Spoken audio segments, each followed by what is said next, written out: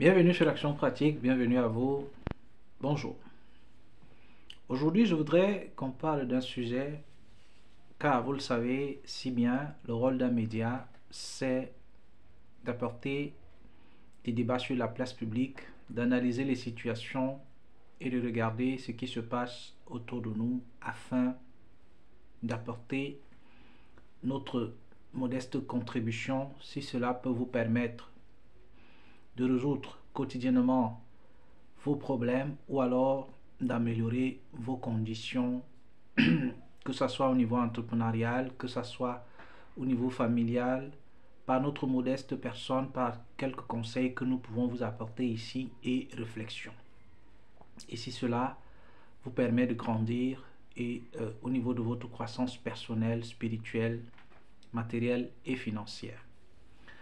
Ici aujourd'hui, je voudrais apporter sur la place un sujet,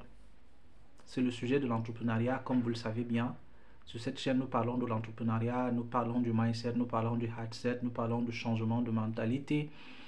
nous parlons de tout ce qui peut transformer votre vie à travers vos réflexions, vos pensées et vos actions, car nous sommes sur l'action pratique. Le fait que j'ai constaté et qui m'a permis de réfléchir pendant un certain temps ensemble avec des équipes, et aujourd'hui nous avons pris l'engagement et la décision d'apporter ce sujet ici sur la place publique. C'est l'entrepreneuriat dans la communauté. Le constat que nous avons fait, c'est que dans la communauté, il est certes vrai, il y a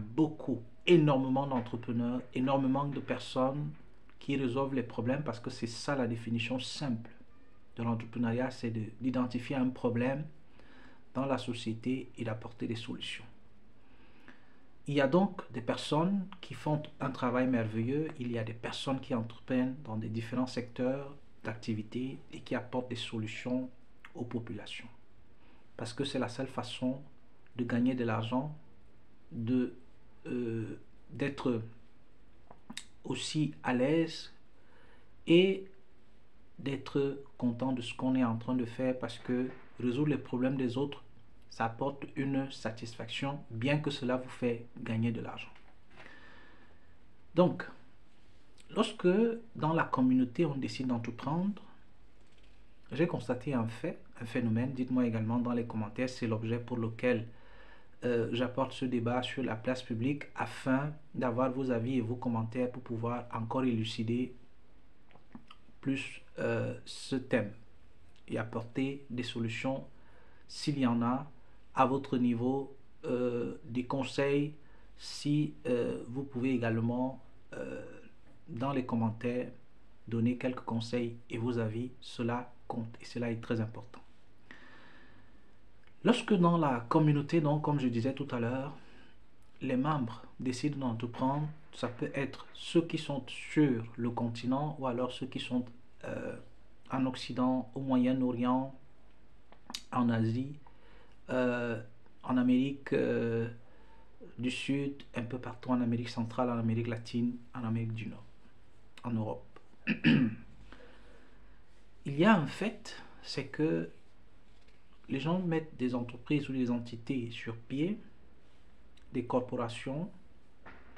pour pouvoir apporter des solutions. Et dans cette mise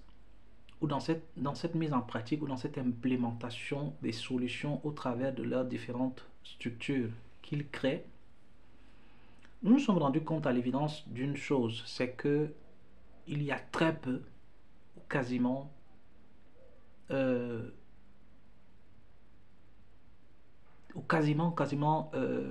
très difficile,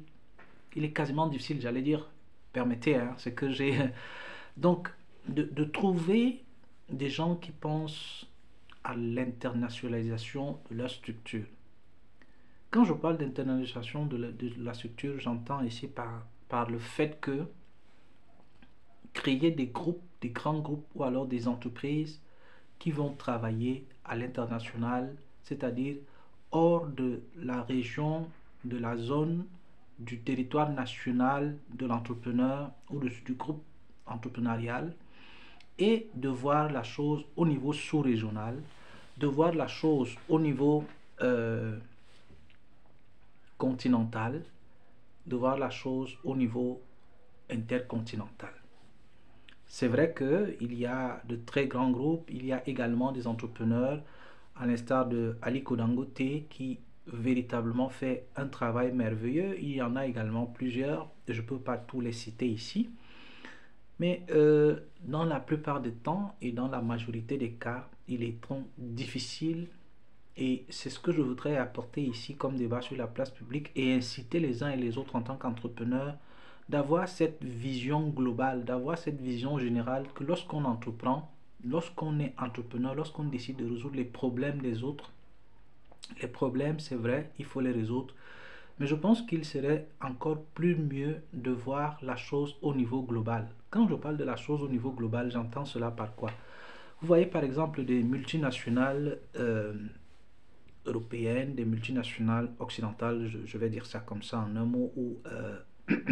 asiatiques, à l'instar de la Chine, de l'Inde, de l'Indonésie et autres. C'est des entreprises parfois familiales qui sont nées il y a cela 20 ans, 15 ans, 10 ans, 30 ans, donc un siècle, un peu plus. Mais non seulement décident de résoudre les problèmes au niveau national, au niveau régional, mais également pensent à partir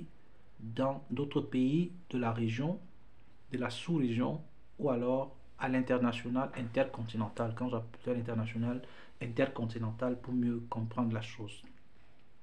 Et il y a un autre deuxième aspect de la chose que j'ai constaté, c'est que il y a même certaines multinationales européennes, occidentales en un mot, je vais dire, et parfois asiatiques. On a fait des études, je ne citerai pas les noms ici, qui n'ont que de représentation administrative au niveau de leur territoire national, c'est-à-dire qu'au niveau de leur pays d'origine ou alors du groupe entrepreneurial du pays d'origine de ces personnes, de ces fondateurs-là. Mais leurs activités, à 95, je dirais même, pour ne pas dire 100%, se trouvent hors du territoire national. Vous allez trouver par exemple, à l'instar des multinationales européennes,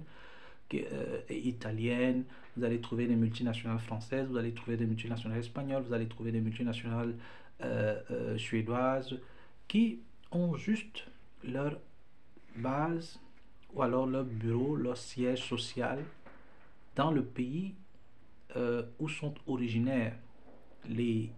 actionnaires ou alors l'entrepreneur, celui qui est le fondateur, le créateur, le CEO de la multinationale.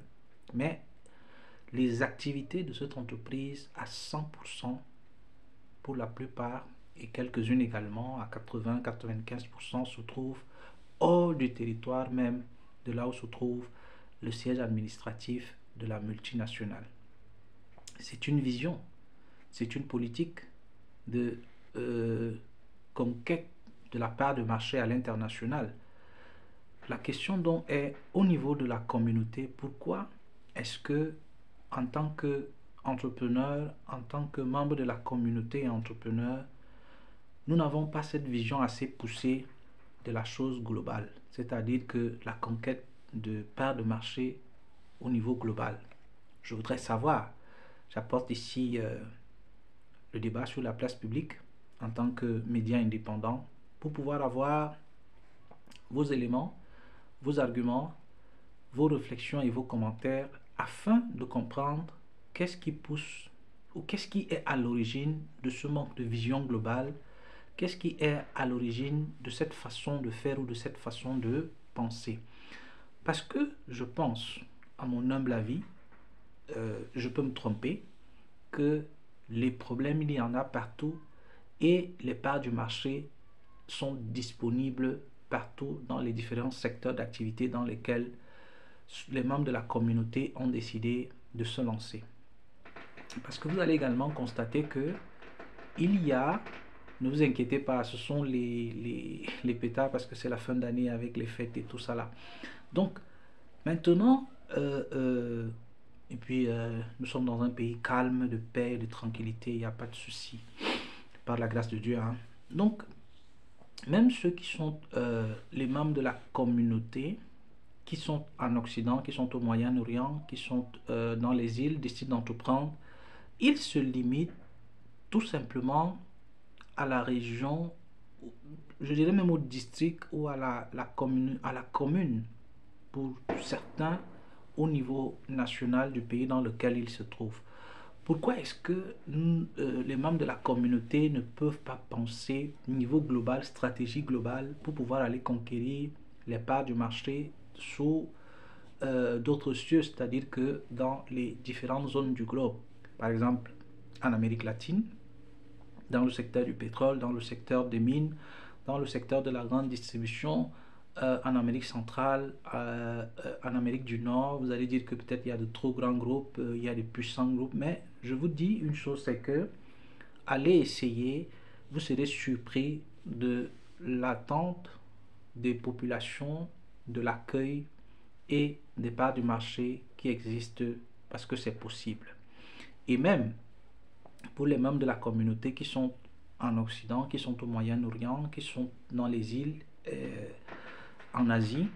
de créer des entreprises qui vont non seulement avoir leur siège social dans les différents pays où vous résidez, mais également d'aller chercher les parts du marché en Afrique, d'aller concourir, d'aller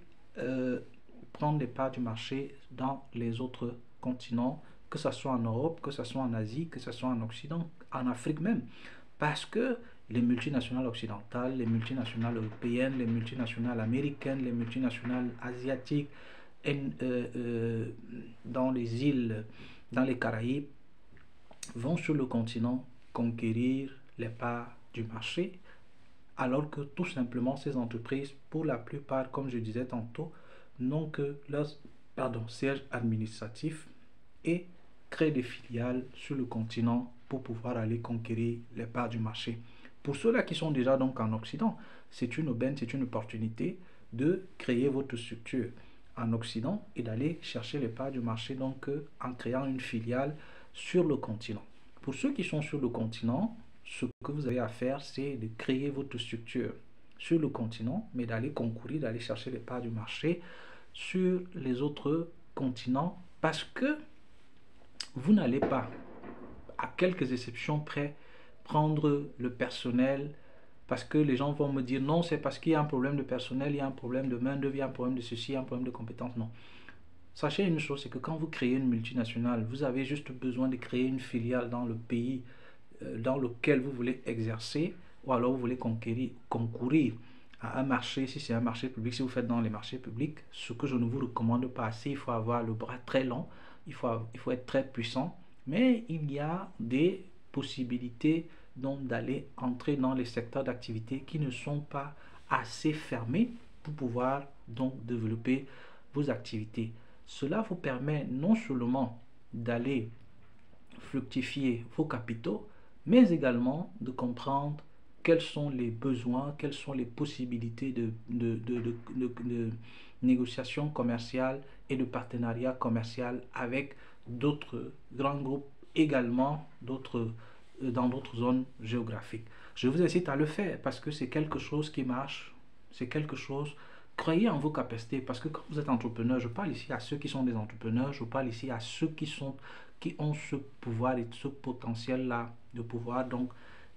implémenter des activités parce que entreprendre, c'est oser entreprendre, c'est résoudre les problèmes des autres. Entreprendre, c'est apporter des solutions là où il y a des problèmes. C'est comme cela que vous allez donc gagner de l'argent. À ceux qui sont des entrepreneurs, je ne vous apprends rien ce que c'est que l'entrepreneuriat, mais je viens tout simplement ici vous inciter et apporter ce débat sur la place publique en posant la question, quel est le problème? Est-ce un problème de compétences en termes de ressources humaines? Je pense que quand vous décidez de vous lancer dans un secteur d'activité, si vous décidez de créer une filiale dans un pays, sur un continent, vous n'êtes pas obligé de déporter la main-d'œuvre, de dire non, c'est parce que sur le territoire africain, je ne suis pas en train de dire ici qu'il n'y a pas de compétences, il n'y a pas de ressources, comment je vais dire ça, de ressources humaines sur le continent, parce que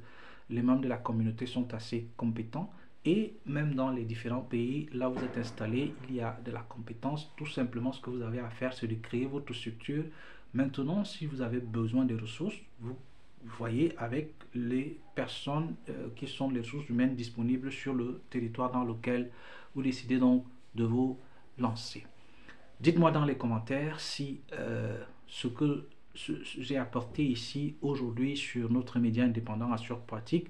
est quelque chose qui véritablement nécessite une réflexion profonde. Et également, est-ce un problème de politique au niveau de nos États, au niveau, parce que on se pose la question, est-ce que ces multinationales occidentales, européennes, asiatiques et des îles ne sont pas parfois soutenues et financées par leur gouvernement d'origine? Là est la grande question. Maintenant, je vous donne la possibilité d'apporter vos réflexions dans les commentaires et nous allons continuer dans une prochaine vidéo à développer ce thème. À très bientôt sur Action Pratique. Bonne fin d'année à vous. Que la grâce et la paix vous accompagnent dans toutes vos activités tout au long de cette fin d'année et que la nouvelle année soit meilleure et pleine de grâce et pleine de bonheur, pleine de vie et de prospérité dans vos familles et dans toutes vos activités. Je vous aime. À très bientôt sur Action Pratique.